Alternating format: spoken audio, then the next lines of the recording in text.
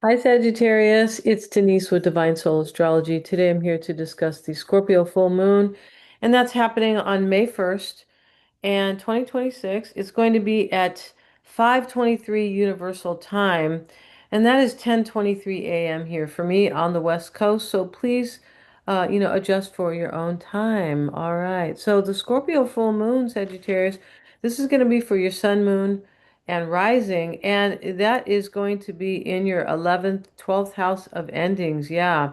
And release, right? We'll talk about that in just a minute. But the full moon in Scorpio is also called the flower moon, and it's going to be deeply transformative. And why do I say that? First of all, spring, and the flowers, that is a transformative time, right? Aries, season has just passed, but it always, the spring happens in Aries season. And so what happens with that is that this is a time of rebirth, really. And so we have the eighth house in Scorpio, we do. And so it's going to be highly transformative. And Scorpio is concerned with depth and intensity, right? This is for the Scorpio full moon. In case I didn't say that, I think I did. But the full moon is going to illuminate what lies beneath Sagittarius and also emotional honesty. So, this is also, it will illuminate things that are like hidden and that, that we are able to see now we couldn't see before.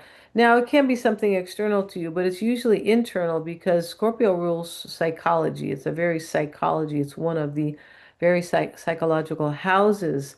So, the full moon is going to help us release old wounds and to embrace regeneration and transformation. The full moon encourages us to balance material comfort with emotional depth. Now, why is that? Because the sun is in the opposite sign as the moon, and that's what the full moon is. It's an opposition. So, Taurus right now is important. Taurus is a fixed sign, it's a money sign.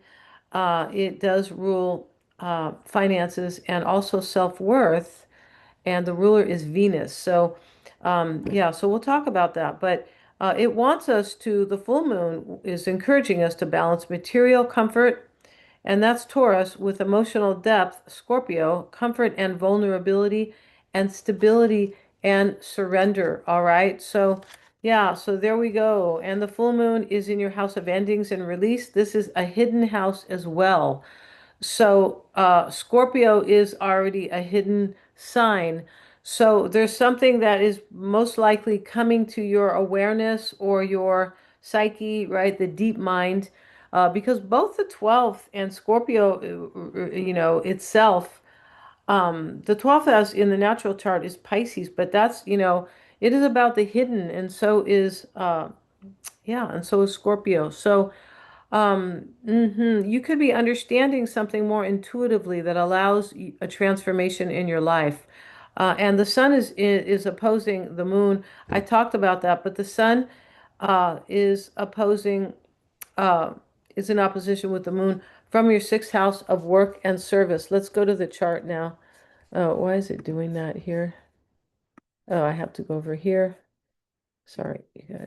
Here it is. So I hope you guys can see me. Let me make sure here this is right. Yeah. So is this right?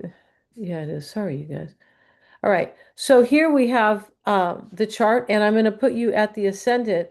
And let's put your sign there so you can see what's going on better.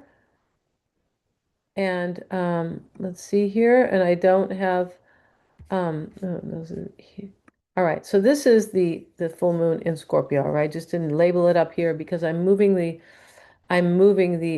ascendant each time. So yeah.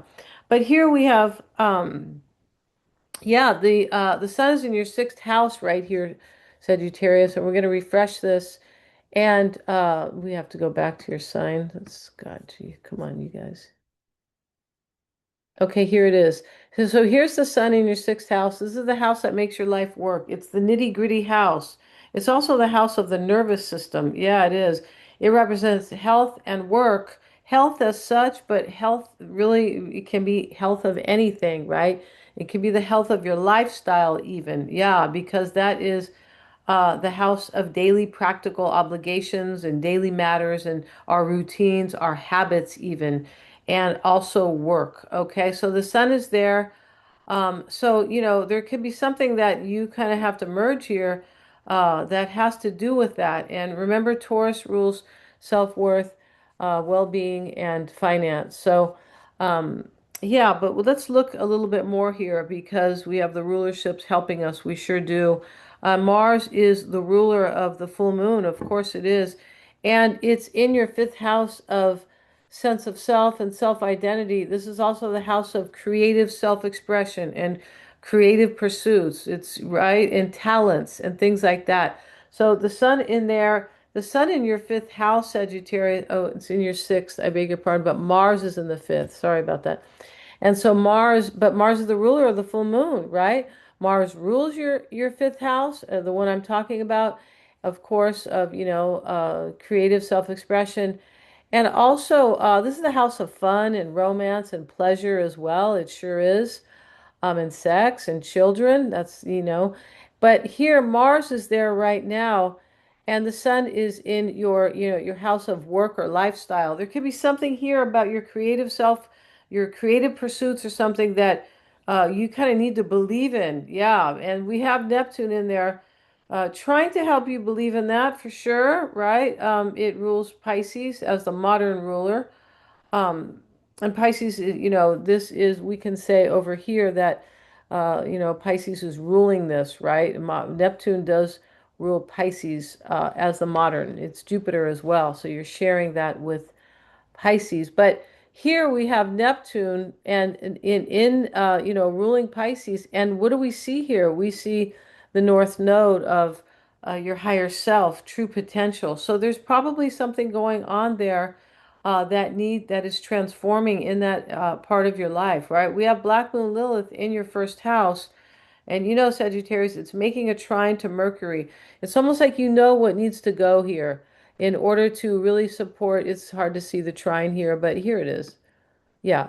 So it's making that trine to Mercury. Mercury is our brains, right? And, Mercury is the way we think and process information. It can be associated with our plans and goals as well. But it's in your fifth house of creative pursuit. And that trine is helping you to face something about yourself here. So, I'm a Sagittarius too, and I've recently kind of felt like that as well. Like, oh, so it's embracing your this is gonna make it kind of easy here, the trine, and that's what it does, right? But it's embracing your ego or your shadow. So it doesn't mean that, when we embrace it, we say, oh yeah, that's kind of something that, I need to face and kind of get over it, right? So that's in your house of self, the Lilith. That is what the shadow side is. So Mercury is telling you in your fifth house of creative self expression, or this sense of yourself, to that. Hey, this can be kind of easy here, right? With the full moon, because here we have this Lilith is associated with Scorpio. Yeah, it is. So yeah, so you're leaving things behind here are that were like not helping you kind of the way it has to do with your self-expression. But this is confidence. That's really what this is. It really is. Um, and the sun in your sixth house is like really supporting your work and your health. Yeah, the sun is the great benefic, right? Over Jupiter. And the sun is making you kind of focus on your work, your health, your daily routines, your lifestyle even. And that's what the moon is doing here. Let's look at Jupiter here. Um, yeah, and so Jupiter, where is good old Jupiter here? Let's just do this here on the fly more. We have Jupiter here in your eighth house of transformation. You see, it's in Cancer, asking you, I believe, to kind of nurture yourself and and allow growth and transformation because it's in that eighth house of transformation that is connected to the moon. And the moon is making a trine to Jupiter as well. So this eighth house, the moon is in your 12th about endings. This eighth house is also about intimate relationships. There can be something you see about yourself that is like you kind of raised your energy here, or you're like believing in yourself a little bit more about like intimate relationships, You're seeing something deeply. I mean, when you're seeing something that has kind of been hidden from you, right? Because the full moon is in your house of the hidden. But this is really psychological. It is. And so you're seeing something and you're moving forward. And this libido thing, not libido, some astrologers will call that the libido, Lilith. It is related to that. It sure is. But it's related to our shadow. So whatever sits in the shadow, which can be really anything. It can be, I don't think I don't know, I'm good enough kind of because of something.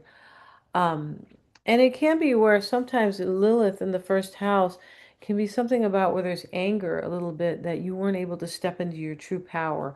Lilith is associated with power and being authentic. Lilith, in the myth, wanted to break free and unleash her raw power. I believe she was angry too, and that's probably why she gets the name Black Moon Lilith, right? Instead of just Lilith or right. But you're doing that. You're doing something really good here, and you're understanding something about your sense of self or your self-expression with Mercury in your fifth house. Yeah, you are. Mercury is the brains. Mercury is ruling your 10th house of career and social roles or status or how you show yourself to the world. It also rules your seventh house of business and partnerships, any type, and how you create harmony and balance in your life. And we have Venus here as well. Look at that Venus. Venus is making a square to the nodes. So the node is in, it's in the house of career, and then your emotional foundation, right? Your emotional security. So those squares there are putting are challenging you a little bit to really step up and see your higher potential and leave behind the unknown, the past, or not the unknown, the known. I beg your pardon. Leave behind what is so familiar to you, and that doesn't need more of your attention. Yeah, it doesn't. It's the past. We're moving away from it. It can be wounds. It can be family wounds. It's in your fourth house. All right. But it's likely wounds that are, this challenge here to your 10th house of, and, to also to the south node here, that is challenging you to leave these things behind so you can be like emotionally stronger or it can also have to do with you trusting your intuition and trusting your imagination. Because remember, we have Mars, the ruler of your fifth house. That's about your self-expression. So trust your imagination in whatever you are trying to create here. All right, Sagittarius, I'm going to end this reading. If you've enjoyed this, please like, share, and subscribe, right? And hit the little bell in order to receive, my next video. If you want a reading with me, the chart, I approach the chart like nobody else. There's only, maybe like my teacher, right? So approaching the chart from a place of major empowerment, yeah, and you'd have to get a reading to find out, but it shows everything in your chart, everything that's happened to you since you were born and how that has shaped you, but it also gives you the tools to just be your best self, right? That's what the chart is about, and that's really what the North Node is about, and we're all going there, all right? So if you want a reading with me, check out the description box. Thank you so much, Sagittarius, for joining me here today, and have a great one.